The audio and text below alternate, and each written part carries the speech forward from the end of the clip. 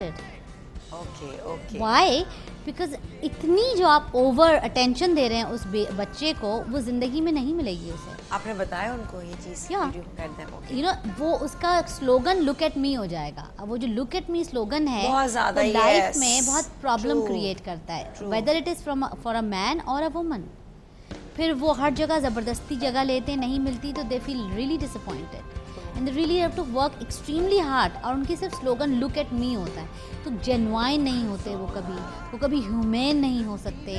उनकी personality stuck हो जाती हैं because they have given so much unnecessary attention which was not required. Yes true. And this parents come up and oh हमारा बच्चा तो ये कहता है, फिर उसने हमें यूं डांट दिया, फिर उसने हमें यूं कह दिया, फिर उसने यूं हमें यूं बिठा दिया. No those all those silly things बाज़ों का जो बच्चे कर रहे होते हैं which is okay, we do enjoy, but then only focus of attention is the child in the life. That also shows कि something is really missing in your life that you want from your children to give you, and children cannot take that responsibility. It's too much of a responsibility for them कि मेरी husband wife में कुछ ऐसा है कि मेरी ज़िंदगी में ऐसा मिसिंग है तो मेरे सारा फोकस इस बच्ची पर है या बच्चे पर है और हम सिर्फ उसकी बातें करते रहते हैं because and that shows that मेरी लाइफ में खुशी मिसिंग है. देयर इज अ लॉजिक, मतलब कि पॉइंट है इसके अंदर जो कन्वर्सेशन की. We have a caller with जी अस. प्लीज. हेलो जी अस्सलाम वालेकुम. वालेकुम सलाम. कैसी हैं अंबर? जी बिल्कुल ठीक ठाक. आप कैसी हैं? कौन बात कर रही हैं? मैं सायरा बात कर रही हूँ लाहौर से. जी जी सारा बोले.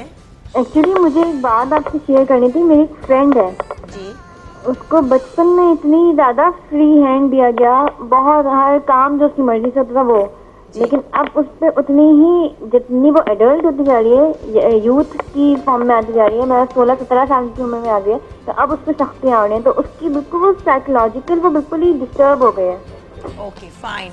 मैं बिल्कुल ये तो हाँ हम करते उसको आगे ज़रूर डिस्कस, क्योंकि बचपन से जो हैबिट होती है. ठीक है, बहुत अच्छा क्वेश्चन था आपका. इंशाल्लाह भी हम बचपन से बिल्कुल जो है वो उसकी जो बात थी, जो चीज़ थी, हर चीज़ उसकी मानी गई. हाँ अब how to handle this kind of a situation. Seriously. और अब बिल्कुल उस पर इतनी जितनी टीन एज में आगे उस पर इतनी सख्ती हो गई है कि वो बिल्कुल साइकोलॉजिकल उसमें मेंटेलिटी उसकी ख़राब होती जा रही है. चलें अब हम बात करते हैं डॉक्टर शैला से. ठीक है, थैंक यू फॉर कॉलिंग. अल्लाह हाफिज़. खैर तो आगे क्वेश्चन था. ऑब्वियसली हैबिट शुरू से बनती है. यही सेविंग कॉलर का था.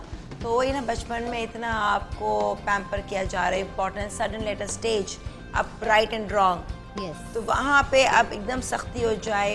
और दूसरी इम्पॉर्टेंट बात है अंबर कि there is no such thing is right and wrong. हर किसी का राइट एंड रॉन्ग डिफरेंट है. We all are different, so we have to accept that part of it. मेरा राइट एंड रॉन्ग आपका राइट एंड रॉन्ग नहीं होगा. हर society का. डॉक्टर शैला का जिससे कि अगर या तो फिर लोग समटाइम्स लाइक कन्वर्सेशन भी हो रही होती है. ठीक है, आपका पॉइंट ऑफ व्यू बिल्कुल आप समझ रहे हैं कि you are 100% right and you are so confident कि आप और लोगों से भी पूछ लें कि मैं गलत नहीं कह रही हूँ. दी अदर पर्सन सेज कि नहीं, क्या ज़रूरत है. ऐसे में यू थिंक कि जब दोनों आर सो श्योर कि नहीं मैं सही कह रही हूँ या तुम सही कह रही हो, चाहे वो माँ बच्चा ले लो या मियाँ बीवी की रिलेशनशिप ले लो, एनी काइंड, तो you think a third and a fourth person should be involve. देखिए, मैं जब आपसे कह रही थी कि there is no such thing is right and wrong, अगर मैं इस जगह से आ रही हूँ कि मैं ठीक कह रही हूँ तो ऑटोमेटिकली मैंने एक और जगह डेवलप की है कि दूसरा आदमी गलत है. It is a judgemental approach, black and white approach.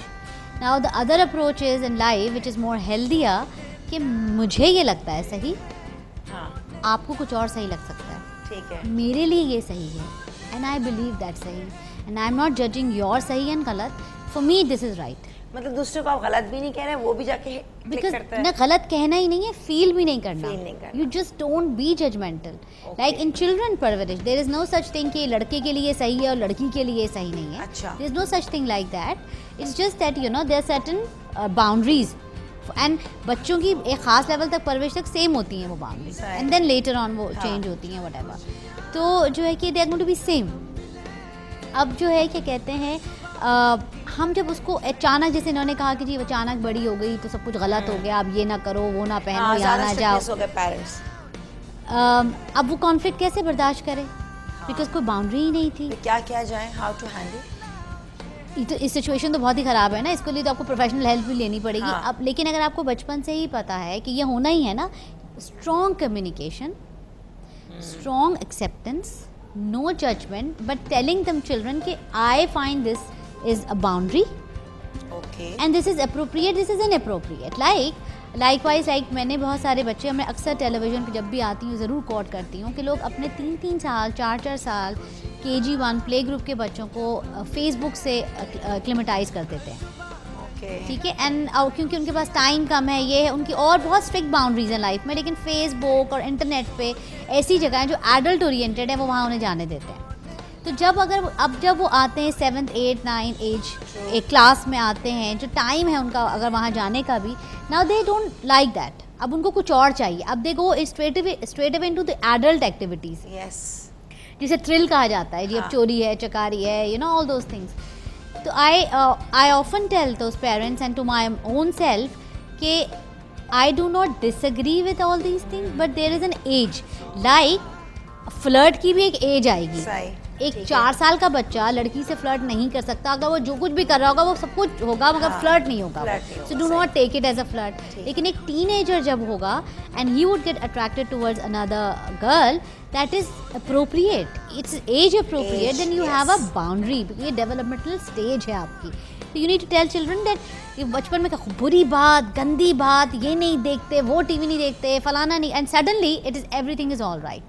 So one needs to say that कि ये एज अप्रोप्रिएट नहीं है, when the age will come you will do this, that is going to be fine, this is not the age, this is the age of doing something different, you know, something appropriate. Okay. अगर माँ बाप इस तरह चलेंगे तो बच्चे guilt laden नहीं होते, जजमेंटल नहीं होते, और इस किस्म के इश्यूज नहीं होते सडनली उनको। वेरी इंटरेस्टिंग, इसको भी हम और मज़ीद इसको एक्सप्लेन करते हैं। राइट नाउ आपके कोई जहन में सवाल आ रहा हो या बच्चों से मुंसलिक जो भी प्रॉब्लम्स आ रही हो, you can call us on 0900 33322 और एक छोटा सा कमर्शियल ब्रेक।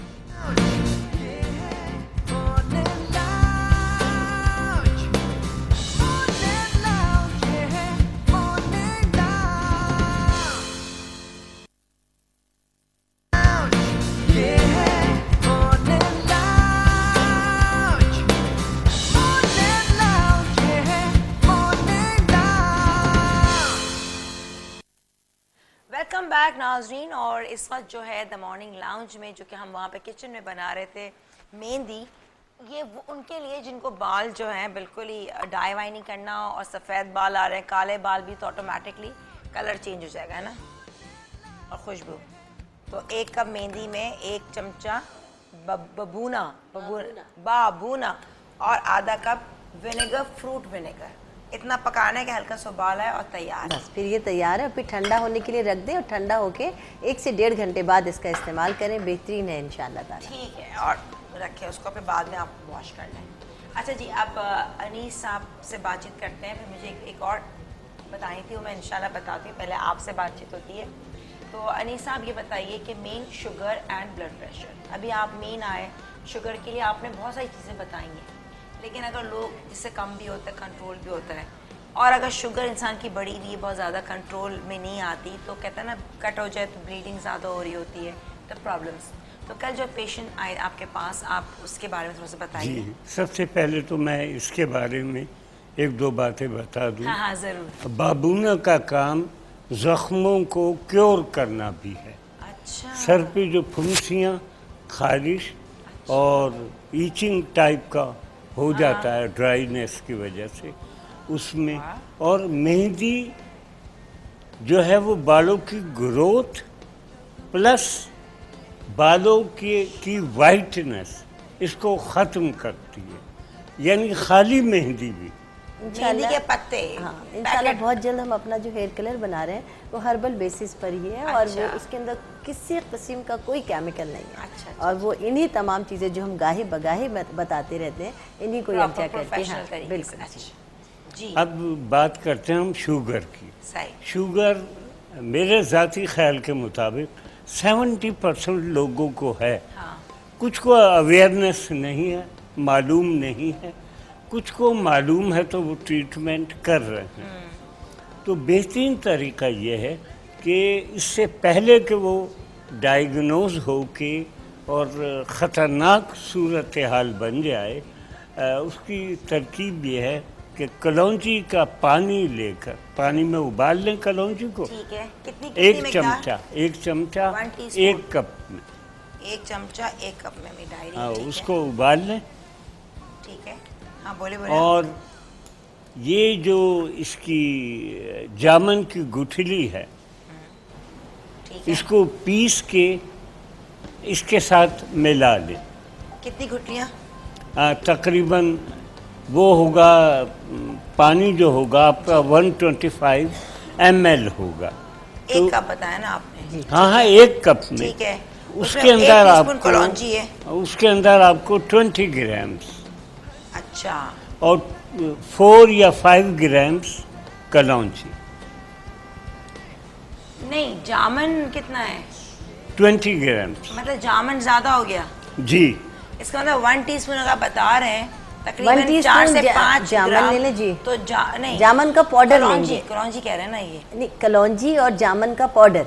नहीं वो तो सही है, इन्होंने जी। बताया कि 20 ग्राम्स जो है जी। वो जामन का पाउडर हो, जी और 4 से 5 ग्राम आपने मतलब जो कि आपने कहा कलौंजी, जी। यानी जामन की मिकदार ज्यादा हुई ना जी जी ऑलमोस्ट, और कलौंजी कम है। जी। तो 4 से 5 ग्राम अगर 1 टीस्पून है तो जामन का पाउडर तकरीबन हो गया 4 से जी। 5 चमचे। अच्छा, कुछ लोग फीका नहीं पी सकते। अच्छा पीना है? हाँ, उबाल इसको कर पीना है। कितना पीना है? पूरा? हाँ, एक ही कप। दफा में, निहार हाँ। मुंह कुछ नहीं? नहीं, कोई नहर मुँह नहीं। ये उसके लिए, शुगर के लिए जी, शुगर के लिए वो चाहे तो कैंडिल मिला लें इसमें। डेली पीना है जिनको शुगर जी, है? जी। No doubt. कितनी शुगर है? कम हो, ज्यादा हाँ हो? हाँ, जिनको इल्म नहीं है। अच्छा, ना भी हो शुगर? जी। हाँ। ये तो होता है ना, जैसे वालदेन को तो बच्चों में ये बॉर्डर symptoms लाइन आना होता है। शुरू हो गए हैं नहीं, कि- आप इम्यून भी होते हैं, जरा सा आपने दिया तो वो बढ़ जाएगा। अच्छा, कॉलर हमारे साथ है, इसको फिर दोबारा जरा मैं क्लियर बता दूं। Hello hello. अस्सलाम वालेकुम। वालेकुम सलाम, कौन है और कैसी हैं आप? अल्हम्दुलिल्लाह ठीक ठाक। मैं मिसेस शाहिद बात कर रही हूँ। जी मिसेस शाहिद। आप कैसी हैं? ठीक है? अल्हम्दुलिल्लाह बिल्कुल ठीक ठाक। अच्छा, मुझे रानी आपा से पूछना था। जी। उन्हें कलौंजी का जो एक वेट लॉस के लिए टोटका बताया था, तो मुझे उसके बारे में पूछना था। वो मैं 3 मंथ से कर तो रही हूँ, काफ़ी फ़र्क भी पड़ा है। पढ़ा है? हाँ, और तो मुझे उसके लिए पूछना था कि मतलब जैसे इससे कोई वो तो नहीं है, जैसे मैं मतलब अपने बेटे को खुद फीड कराती हूँ, वो 2.25 साल का है।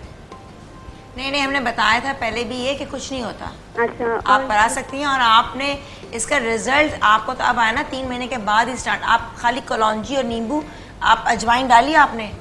आपने अजवाइन तो नहीं बताया था? नहीं, मर्जी है, डाल देते हैं अजवाइन भी। अजवाइन असल- क्योंकि गर्म होती गरम है तो इसलिए। इसलिए, मगर आपको दाने शाने निकले? लोग कुछ कहते हैं दाने ना निकले, गरम है, कुछ नहीं हुआ ना?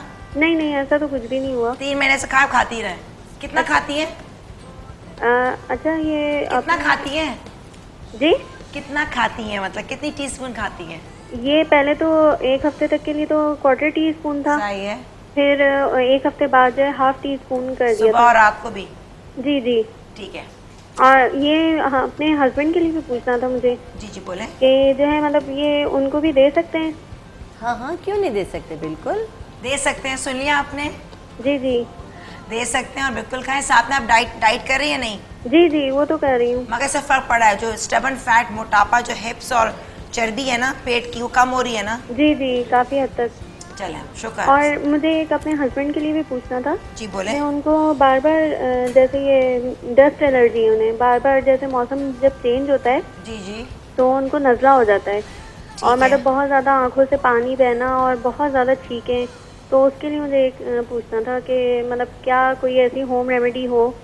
अच्छा, मैं देखें इंशाल्लाह डस्ट एलर्जी में पहले भी रानी साहब ने बताया था। अभी अनीसुर रहमान साहब आए, वो बहुत कम आते हैं, अब टाइम देखे तो जो सब्जेक्ट है ना मैं अभी उनसे करूँगी, आप लोग के लिखे, फिर इंशाल्लाह रानी साहब आएंगी तो हम इसको डिस्कस कर लेंगे। जी ठीक है? ये मेरे पास भी सबके हैं तो मैं आपको बता दूंगी। Thank you for calling and sharing with us. Thank you so much. Allah हाफिज़। अल्लाह। चलो जी, कलौंजी वाला तो हमें पता है ना।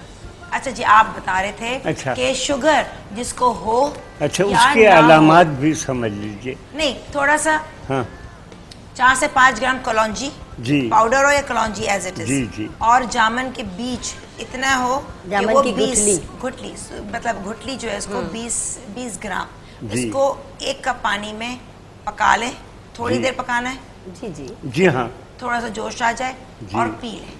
छान कब कर तक पी पीना लें है? और उसमें कैनब्रिल मिला लें। मिला लें।